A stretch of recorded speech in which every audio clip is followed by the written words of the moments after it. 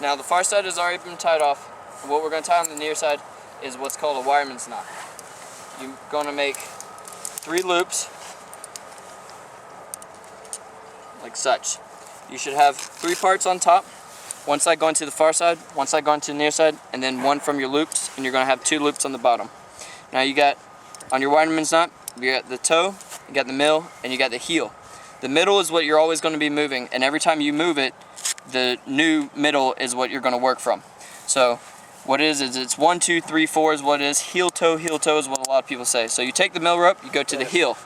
Now you got toe, middle, heel again. You're going to take the middle and go to toe. That's 2. Now you got toe, middle, heel. Take the middle, go to the heel, toe, middle, heel, and then you take the middle, go back to the toe. So it's heel, toe, and then you're going to pull. So you grab the middle, you turn your hand around so you're on the bottom 2 loops, and you pull so that there's a loop.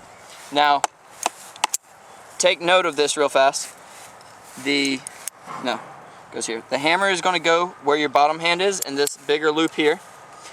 The rings are going to go on the big loop. Now, whenever you pull the big loop, you want to make sure that you're pulling from here, which is the excess rope, so that you have at least 12 inches here in this loop. Now, after you connect it, you're going to invert one, and you can grab the hammer here, and then you can tell your far side that they're good to go, that they can take the slack up, that they can continue to pull. But since we're not going to untie, we're just going to go with the near side. So the far side, let's just say they took the slack, because you would actually tie this really close to the pole so that whenever the far side goes to take the slack up, it would be pulled all the way up here to the dead zone, and then you can continue with tying, and then whenever you pull it tight, you'll have enough room. So this loop is actually kind of big, so if it's big during a competition, give me a little bit of slack. What you can do is you can just do this with the excess rope, and then it makes the loop smaller. So, alright, so you got this all tied. Now what the next command would be, alright, everyone pull. 1, 2, 3, pull. 1, 2, 3, pull. 1, 2, 3, pull. Now you, as the clothesman, you would immediately hold these 2 ropes, and you would yell hands. Now 2 to 3 people would run up and hold hands. James, just go ahead and hold this. And what you want to hold is the 2 ropes that are after the D-rings. That's the main thing. 2 ropes after the D-rings, and you can twist it if you would like to get it a little just easier to hold, because it's going to create tension against itself. Alright, now when that happens, everyone would drop their ropes, and you would have someone, or this person would yell, follow me. Now someone would grab a lot of the excess rope so that this person isn't fighting the rope the whole time. So this guy is going to grab the rope, and he's going to stay right behind me.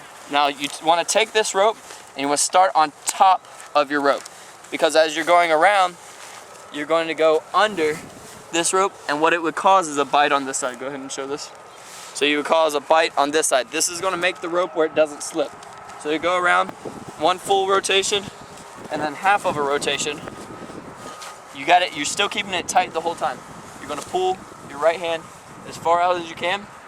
You grab the excess rope with your left, and then you make it just a little bit bigger, because in reality this rope would be way in as high in the air as you can. And then what you do is you would throw it over. You're going to create a half hitch. You reach through, and you're going to pull your half hitch tight. Now you want your half hitch as close to this pole as possible so that it doesn't slip around. You're going to pull that tight, and now you're going to do a second half hitch, but with a twist. Now you see, you throw it over like you're doing a half hitch. It's always under over. You throw it the second time, reach through your first hole, and pull it tight. Now whenever you pull this tight, you want to pull it to the other knot, and you also want to take the extra moment before anyone gets on, if you can, to pull the first one tight, because what it's going to do is it's going to make it extra tight where nothing can slip. It's not going to budge here because it has a bite in it, and then so people are going to start going across. And if you want to show him, you can show him real fast.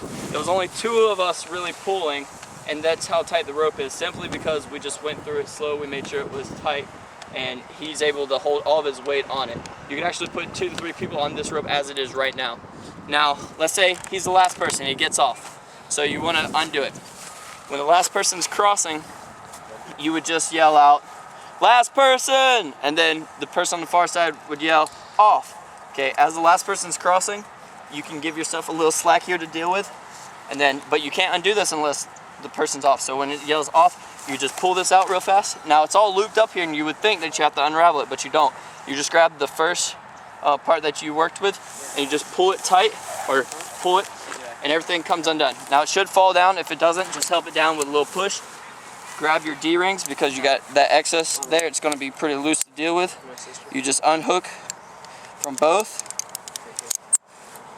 You can take the extra second to unhook this. It's a little easier, and hook it to yourself.